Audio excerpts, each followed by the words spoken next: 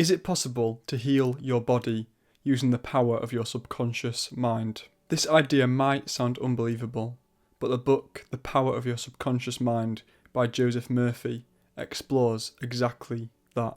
In this video, I'll break down the mind-body connection, the stories that demonstrate its power, and how you can apply these insights into your own life. This book was really eye-opening to me, and it really just shows you the untapped potential of us humans that we don't even know about. If you want to get the book, then it's top of the description. First, I'm going to start with a story to show you just how powerful the subconscious mind is. Dr. James Esdaille, a Scottish surgeon working in Bengal in 1840s, performed over 400 major surgeries, including amputations and tumour removals, before anaesthesia even existed, yet his patients felt no pain. How? Through the power of mental anaesthesia. Patients said they felt no pain and none of them died during surgery. Just as amazing, the mortality rate of Esdaille's patients following surgery was extremely low, despite the lack of sterile tools. Decades before germ theory was understood. Nevertheless, when Esdaille suggested to his patients, who were in a hypnotic state, that no infection or septic condition would develop, the subconscious mind responded to his suggestion.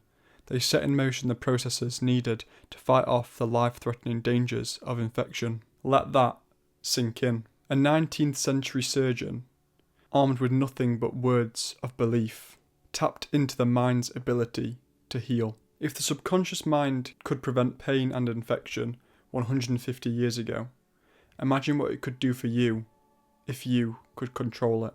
Next, the secret of the ancients. The idea that the mind shapes reality is nothing new. In ancient Egypt, Hermes Trismegistus was said to be the greatest magus who ever lived. So when his tomb was opened, everyone was waiting for the big secret, and the words inside didn't disappoint. It said, "As within, so without, as above, so below." This principle appears in teachings from Moses, Jesus, Buddha, and Lao Tzu. It suggests whatever you deeply impress upon your subconscious mind will manifest in your body and life. And modern science is only just beginning to catch up on what ancient wisdom has been saying all along. Joseph Murphy's own healing. Even the author of this book, The Power of Your Subconscious Mind, Joseph Murphy, used this to heal himself. He said, "Many years ago I developed a malignancy of the skin. I went to the finest doctors who tried the most advanced treatments medical science could offer. None of these helped. The malignancy got progressively worse. Then one day a clergyman with a deep store of psychological knowledge told me the inner meaning of the 139th Psalm. He called my attention to the passage that reads, 'Thou didst see my limbs unformed in the womb, and in thy book they are all recorded.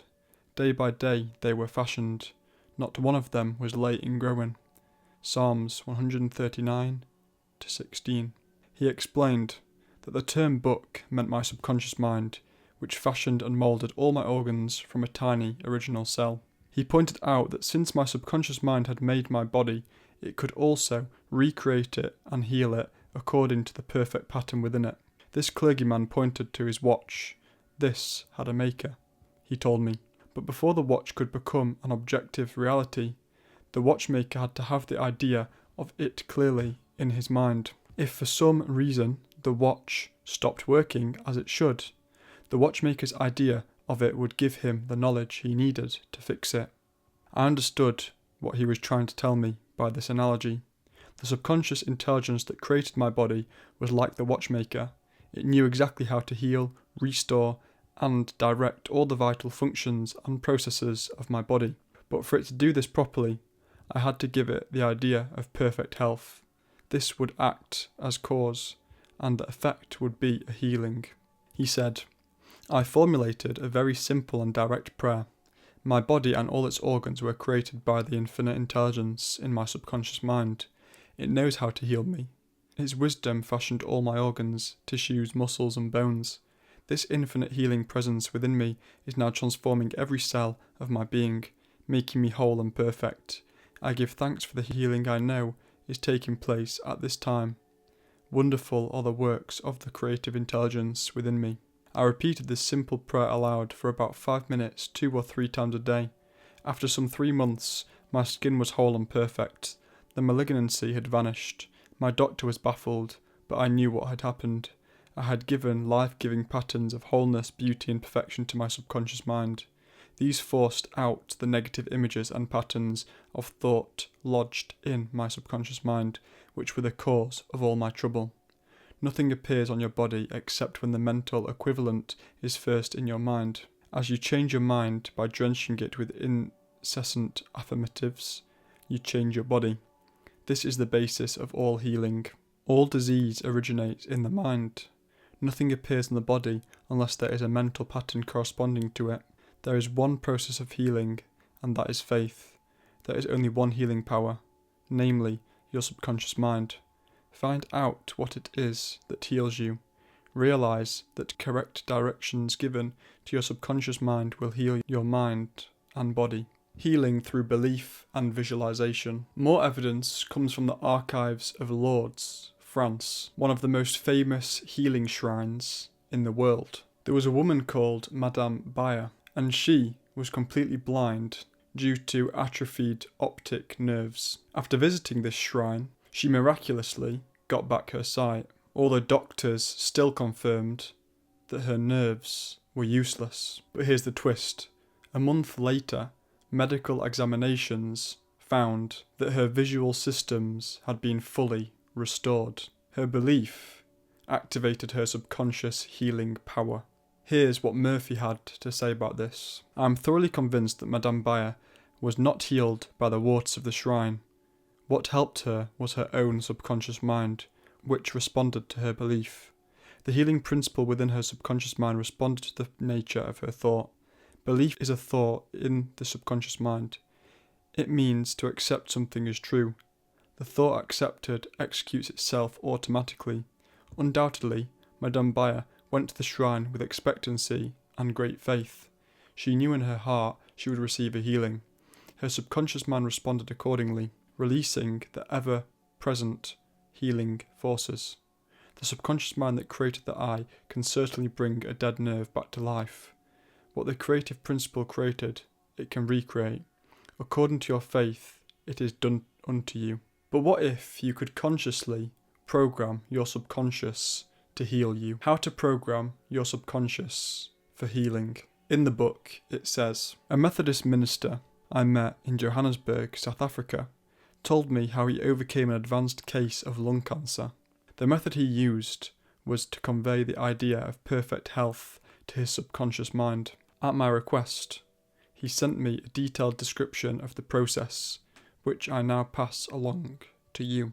Several times a day, I would make certain that I was completely relaxed mentally and physically. I relaxed my body by speaking to it as follows.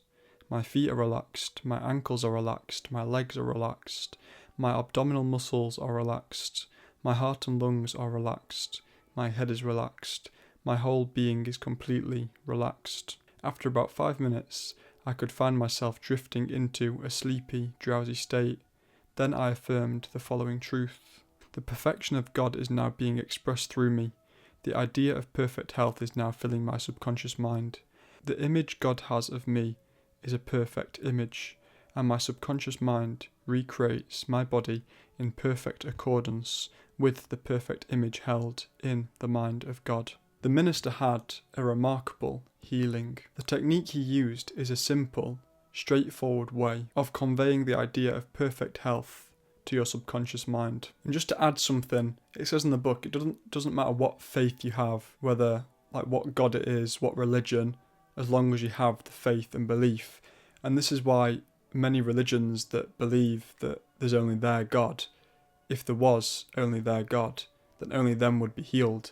However, several different people in different religions and people that don't support religion at all but believe in the higher self or the subconscious mind, like this book is saying, are able to heal just because of belief itself. Now on to visualization as a tool for healing. So this is all quite hard to simplify because it's like direct information that needs to be said word for word from the book. So I'm now going to read this again. Another wonderful way to convey the idea of health to your subconscious is through disciplined or scientific imagination.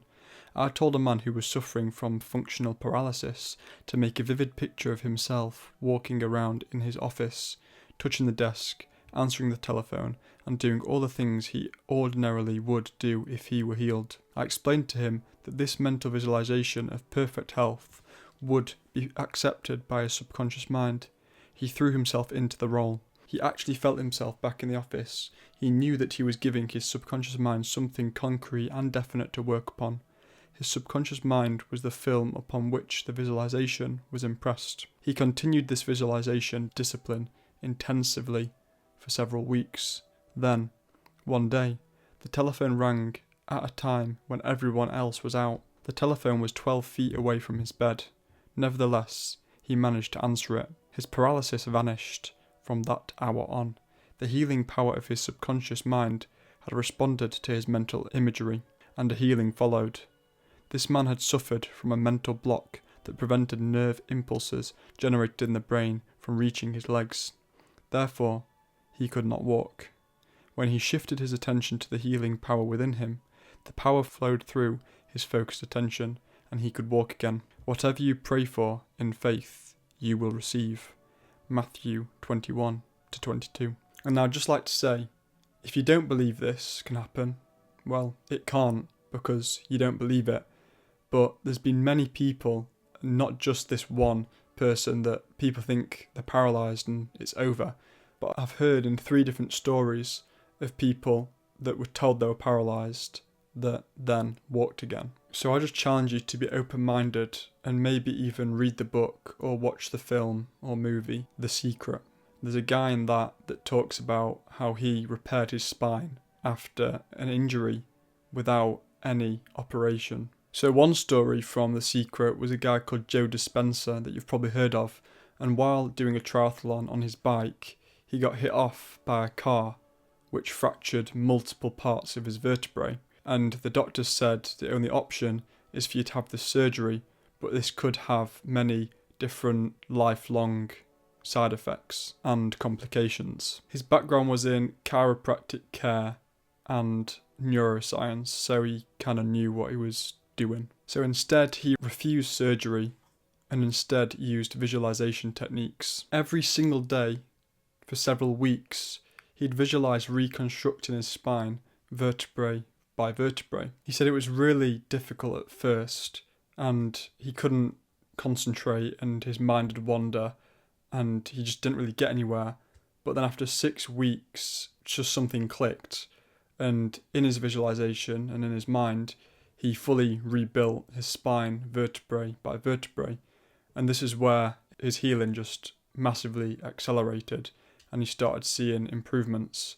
After 9 weeks he could walk again, and after 12 weeks he was back in work with no injury at all. Another story, I'm just giving you extra here to just help you to understand how powerful our mind is, was a guy called Morris E. Goodman, which was also in The Secret, and he was in a plane crash in 1981 and he was left paralysed, and he even had to be on a breathing monitor to help him breathe. And as doctors always say, being optimistic, they said you're never going to heal and you're going to be paralysed for the rest of your life. Again, he didn't believe this, and these are the only people that succeed in life, the people that believe. So these people that get all these different illnesses and actually believe what the doctors say, they never heal, but the people that do believe can heal. And there's actually another study on people that have got diagnosed with cancer, and their cancer actually sped up once they was told they had the diagnosis from before, when they had the lump or whatever, but didn't think anything of it. Back to the story. So this Morris guy just didn't believe that what the doctors were saying, and every day, because he had all the time he liked, he couldn't move, he visualised himself walking again and doing his daily tasks, and again this guy healed and walked again, and he's now called the Miracle Man. That's like the name given. And then the last story I'll give you, I can't remember exactly where this came from, but there's various names it could be. One's possibly Christopher Reeve, if you're wanting to research it. But anyway, I remember this story And this one I've read somewhere, and this guy was paralysed again, but using visualization and belief, the first thing he did was focus all his attention on moving just the end of one finger. And I can't remember within what time, because I can't remember when I heard the story, it's just in my mind. He focused all his attention on moving one finger, he ended up moving it, and then from there it was like toes, and then feet, and again, this guy, paralysed, weren't meant to ever be able to walk again, is now walking.